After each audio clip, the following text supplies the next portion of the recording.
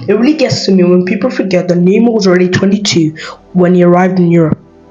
By that time, he had already played over 230 games and had a goal or assist in every one of them. He'd also won 72 trophies and awards in just 5 years. He'd even earned two Ballon d'Or nominations, something no one from South America had ever done before. Back then, he was seen as the greatest young talent to ever come out of football. And it honestly felt like he was destined for greatness. From the start, everything about Neymar seemed to line up. He was born into a football family, and his dad was a former player. And his birthday, February 5th, seemed to be a lucky charm in football. Many legends like Tevez and Ronaldo shared that same birthday. But his road wasn't always easy. When Neymar was just 4 months old, his family was in a terrible car crash. His dad was in so much pain that he thought he was gonna die. What scared him the most though was that little Neymar wasn't in his seat. He thought he'd lost him, but thankfully Neymar was found under the seat, hurt.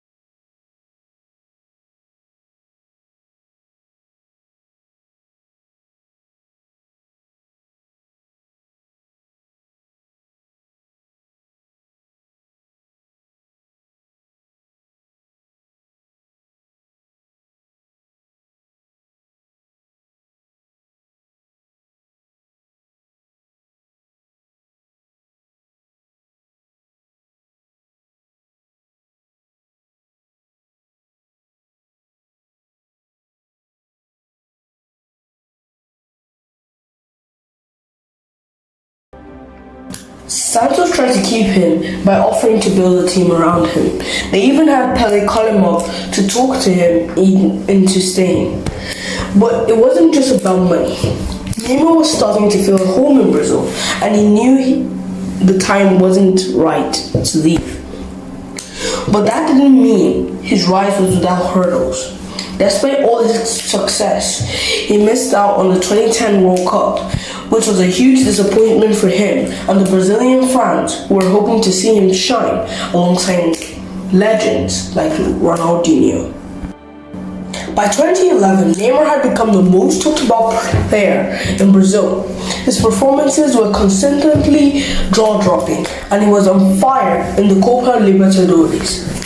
Santos made it all the way to the final, and Neymar was named the player of the tournament. It was a huge moment for him, marking the first time Santos had won the competition since Pele. That wasn't the only iconic moment that year.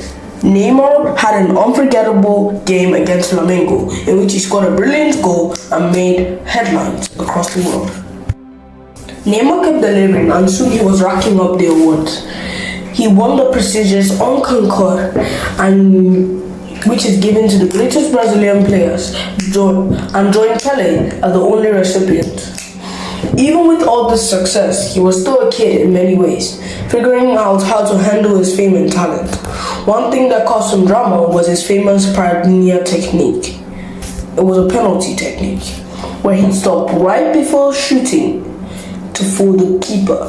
It irritated a lot of people, including the goalkeeper, Rogerio Ceni, and eventually FIFA banned it.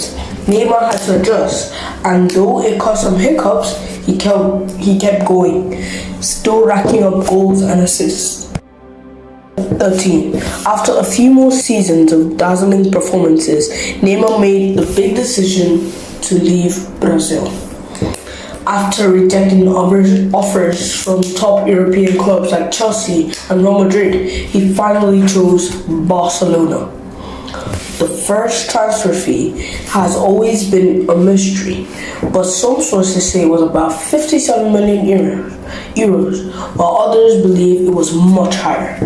Whatever the actual cost, Neymar's move to Barcelona was a huge deal, and it marks the start of a new chapter for him in Europe. Looking back, Neymar's time at Santos was nothing short of magical.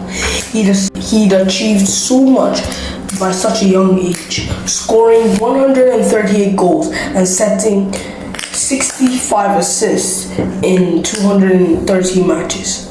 He'd won 6 trophies and earned more than 70 awards in less than 5 years. He was a sensation, and by the time he left, it was clear that he was ready for the next big challenge.